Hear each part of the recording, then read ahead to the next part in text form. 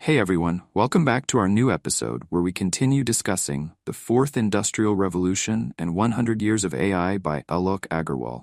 Last time, we unpacked the first four characteristics of these industrial revolutions, exploring how single inventions can reshape entire infrastructures and how interconnected innovations transform our world.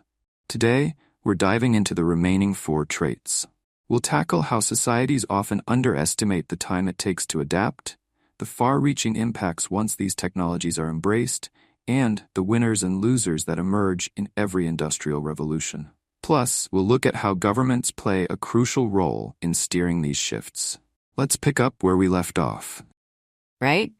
So what I found really interesting is this idea of irrational exuberance, which is like a hallmark of every industrial revolution.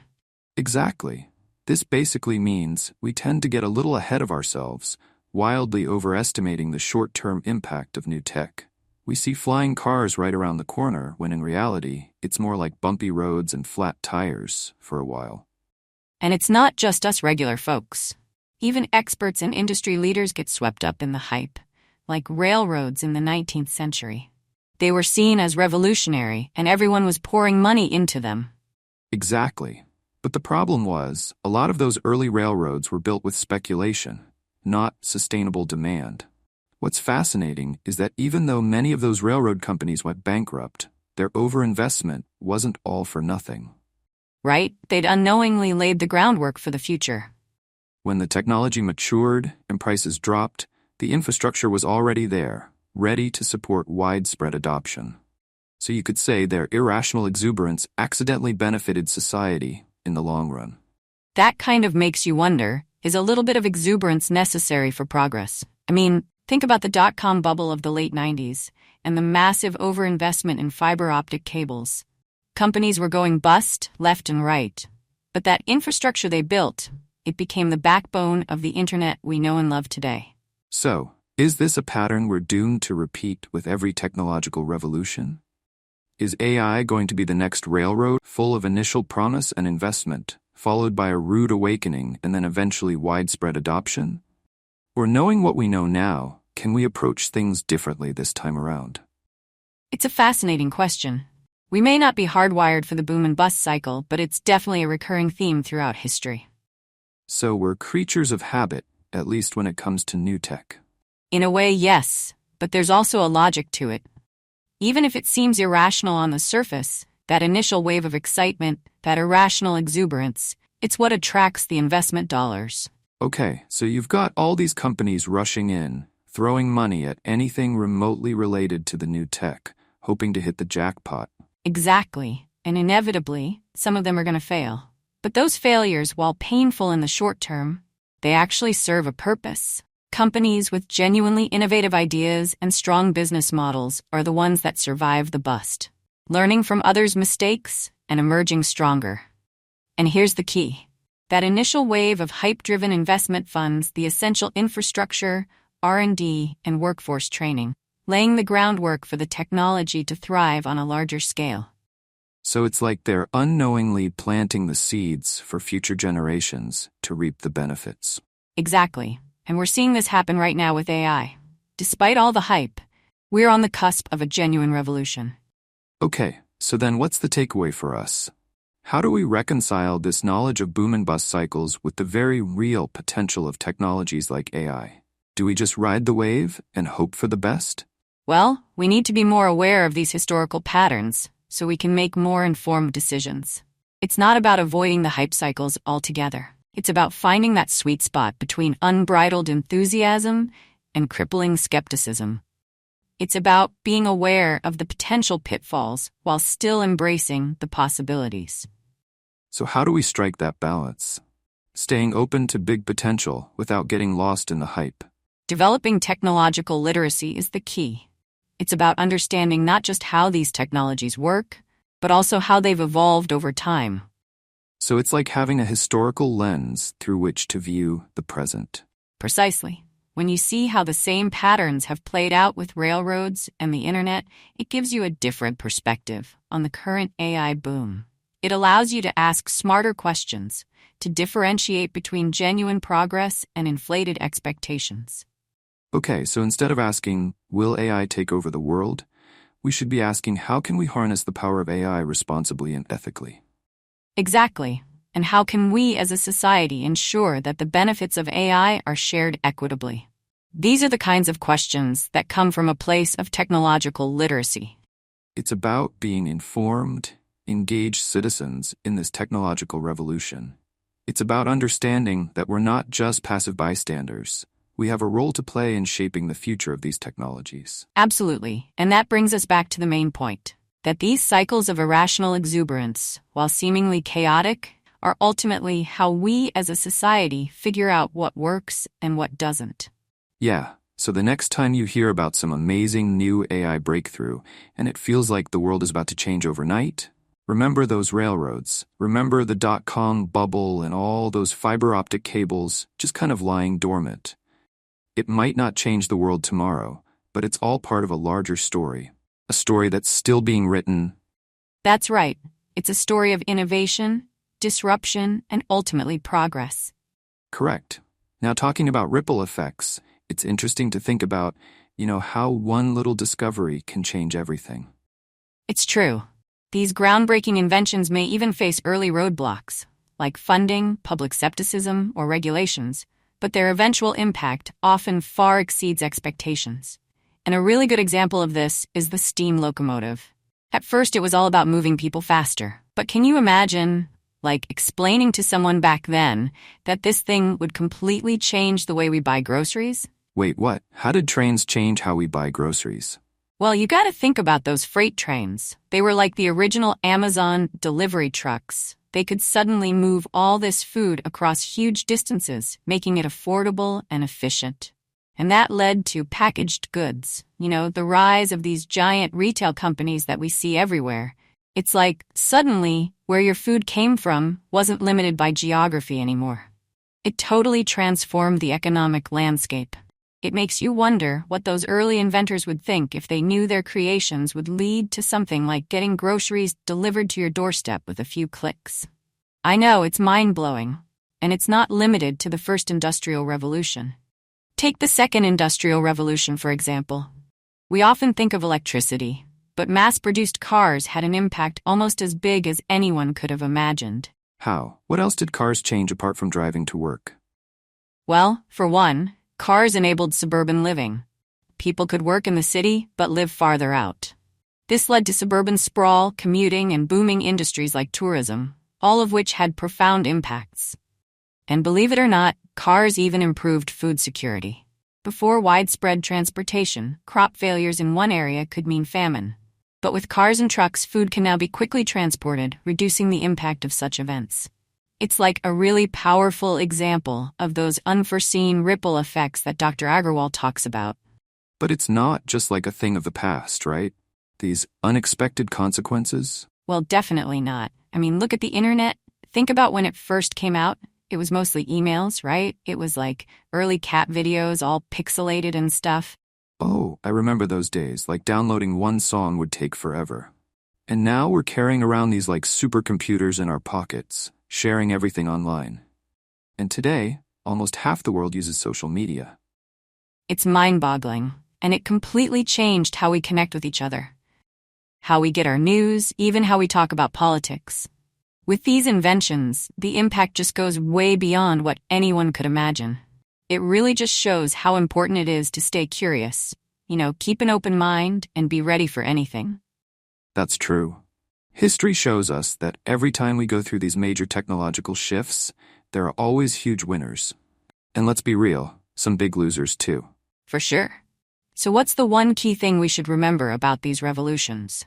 I think we should remember that all this progress, it always comes at a cost. It's not just about, cool new gadgets and gizmos. It's about entire ways of life and whole sectors transforming, which inevitably leaves some people behind. It's not just about economics. It's deeply personal. Okay, so what you're saying is look past the shiny new tech and really see the human impact of it all, the human cost of these massive changes.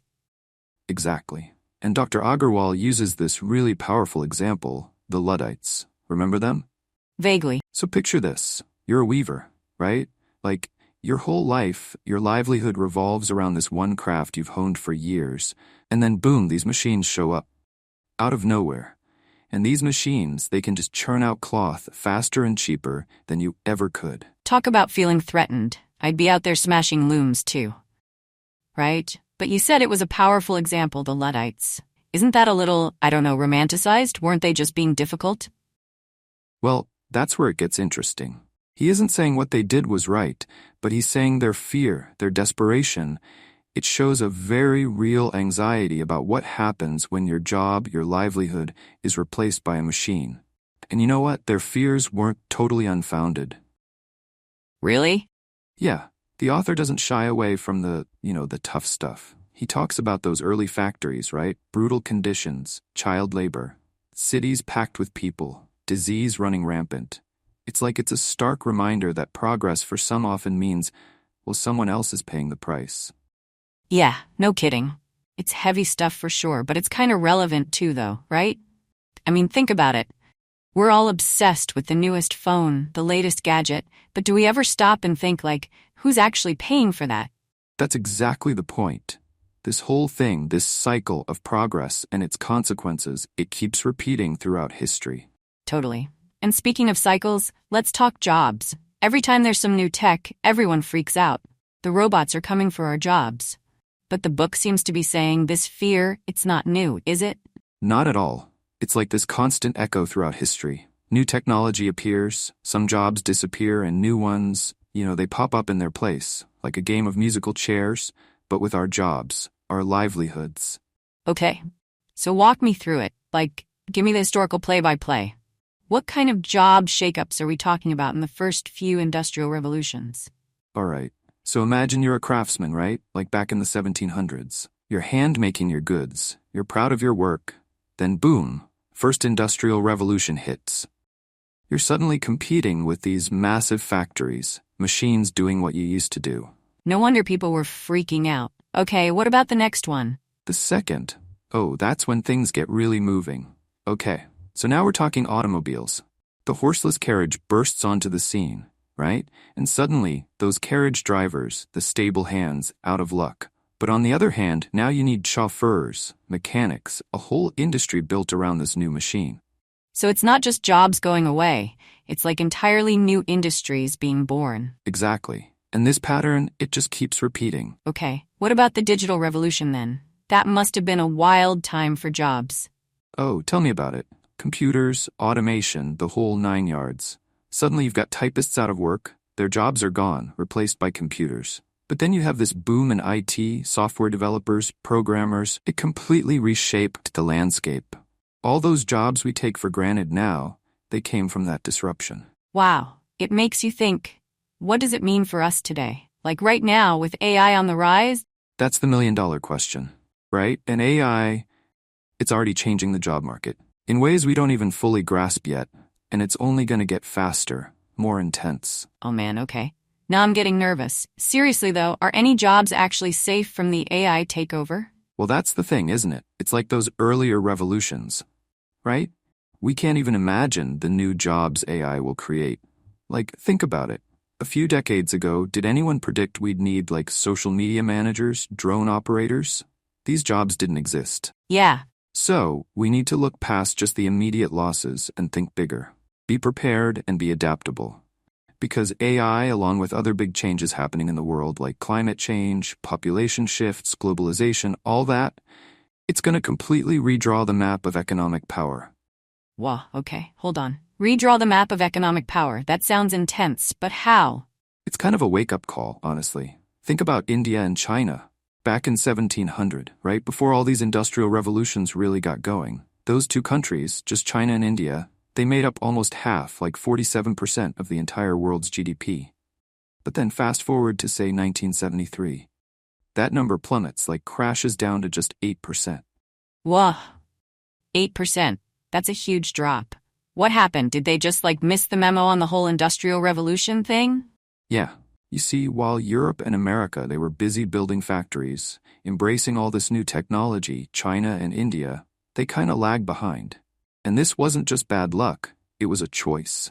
And it cost them big time. They ended up on the sidelines, economically speaking, because they weren't part of this massive global change. So, like, they hit the snooze button and miss out on a whole lot of progress? Exactly. But here's the thing, and this is really important. We keep talking about AI like it's this unstoppable force, right? But China and India, they had choices back then, and we have choices now. Okay. So it's not all doom and gloom then. There's hope. Absolutely. We're not just along for the ride. We're not passive passengers in this whole AI revolution. We have the power to shape it, to steer it, even to hit the brakes if we decide that's what's best. So what you are saying is we're living in this really incredible time. It's full of risks, sure, but there's also this massive potential. The question is, what role do we want to play in that? What kind of future are we going to build? Yeah, that's a lot to think about, but it's pretty inspiring too. Dr. Aggarwal is basically handing you the keys to the future and saying, okay, let's see what you've got. It's going to be a wild ride. That's for sure. But we're all in this together. Correct. Let's take a look at the role governments have played over time during these industrial revolutions. Dr. Aggarwal argues that governments have consistently taken certain actions during past industrial revolutions, such as incentivizing innovation, often through patents. Right? And that's something you see everywhere. Governments using patents to encourage inventors. It's that whole thing. Give them a financial incentive. They'll come up with something new. Makes you wonder, what if people couldn't protect their ideas? Would we have as much innovation? Absolutely. And it's bigger than just individual inventors too, right? You got governments stepping in to protect their own commercial interest, big picture stuff. And that's where it gets interesting. You see, protectionism often takes surprising forms. You'd think free trade would dominate during times of massive innovation, but that's not always the case. For example, look at Britain during the First Industrial Revolution. Right? You'd assume a government would want to, encourage competition, push things forward, right? But Britain, they actually took steps to protect their own industries. They straight up prohibited importing Indian cloth just to give their own cotton industry a boost. Classic economic protectionism, right? Makes you wonder if that strategy helped or hurt them in the end. Exactly. Fast forward the Second Industrial Revolution. What do we see? The United States doing the same playbook. Patents? Check. Laissez-faire approach? Keeping the government out of business for the most part? Check. But were they afraid to use tariffs? Protect their industries from competition? Nope. Really shows you this balancing act governments gotta deal with. On one hand, create an environment where businesses can thrive, but then on the other hand, you gotta protect your own people, your industries, from getting overtaken by foreign competition. But you know what else that's a surprising driver of innovation? What's that? Military spending. It's pretty wild, right? How often war and competition drive these huge leaps in technology. Seems counterintuitive. But when you gotta outdo your opponent, well, sometimes that leads to some groundbreaking inventions. And the internet, that's like a perfect example. Started with funding from DARPA. That's the U.S. Defense Advanced Research Projects Agency. Back during the Cold War, they wanted to keep communication lines open if, a nuclear attack happened. And bam, the internet was born. That's right. And it wasn't just the internet. The Cold War pushed so much forward. Computing, aerospace, even material science, all because the US and the Soviet Union, they were in this crazy competition. And what's really interesting is this whole thing about technological superiority. It wasn't just about who has the most weapons, but about proving their economic system, their ideology was better. Yeah. It's crazy, right? All the stuff we use every day comes from this era of Cold War competition. Makes you think, what kind of wild tech are we going to get from all the global stuff happening today, Exactly. What does all this history mean for us now? Right here, right now, in the middle of this whole Fourth Industrial Revolution thing. Exactly. Because it's different this time, right? It's not just two big superpowers, duking it out, driving all the innovation. This is global, man. Way more players on the field. Totally. And with that, you get all these different approaches. Some governments, they're sticking with that whole hands-off thing we talked about. While others are way more gung-ho, right? Exactly. They're pumping money into specific stuff. Artificial intelligence, quantum computing, even renewables, you name it. Makes you wonder, down the line, what's that gonna mean? Will some countries come out on top because of the choices their governments are making right now? It's kind of like a big question mark. Absolutely. And it's not just about what tech gets developed, but also the ethical questions that come with it, which are more important now than ever. Because we ain't talking about just making cars faster. This is artificial intelligence, stuff that could be smarter than us someday, at least in some ways. That changes everything, right? Totally different ballgame from those old industrial revolutions. We're talking algorithms messing with elections, facial recognition tech that could be misused, like big time. Whole industries getting automated. It's like we're in uncharted territory, right? Every decision governments make now, it's going to echo for decades. And that's exactly why we got to be talking about this stuff right now. How do we take all this incredible potential and balance it with, the real concerns? Privacy, fairness, using this tech responsibly. It's a tightrope walk, isn't it? And it's not just on us either. It's got to be a global conversation. Exactly. We need everyone, governments, the tech people, researchers, ethicists, everyone chiming in. Gotta make sure these technologies, as powerful as they are, they help everyone, all of humanity, We're at a point where today's choices will shape the future. This fourth industrial revolution isn't just about fancier gadgets. It's about redefining what it means to be human in a world with powerful machines everywhere. Couldn't have said it better myself. Technology advancing, yeah. But humans gotta advance too, right? That's gotta be the goal. Exactly. Like every industrial revolution sparks fears about job losses, right? But we always end up with new jobs no one predicted. What really stands out is how the government isn't just a bystander. They're actively shaping the game. Totally. Right. So that was an eye-opening discussion on the 8 vital characteristics of industrial revolutions. We explored how one invention can spark a new infrastructure, how some innovations explode and become widespread, and how many inventions contribute both independently and together. It also takes time for new ideas to truly permeate society, and we often misjudge how long adaptation takes. Once adopted, these inventions have far-reaching effects, but there are always winners and losers. Governments play a key role in guiding these changes and shaping the future. Exactly. And now, in our next episode, we'll turn our attention to the genesis of AI, how it all began, and how its rise sparked a scientific revolution of its own. From the early pioneers to the breakthroughs that have brought us to where we are today, we're going to dive deep into the journey of AI and its growing impact on the world. It's going to be a fascinating journey. We hope you'll join us as we explore how AI became a cornerstone of the fourth industrial revolution. See you next time. Thanks for tuning in. Until then, keep exploring and stay curious.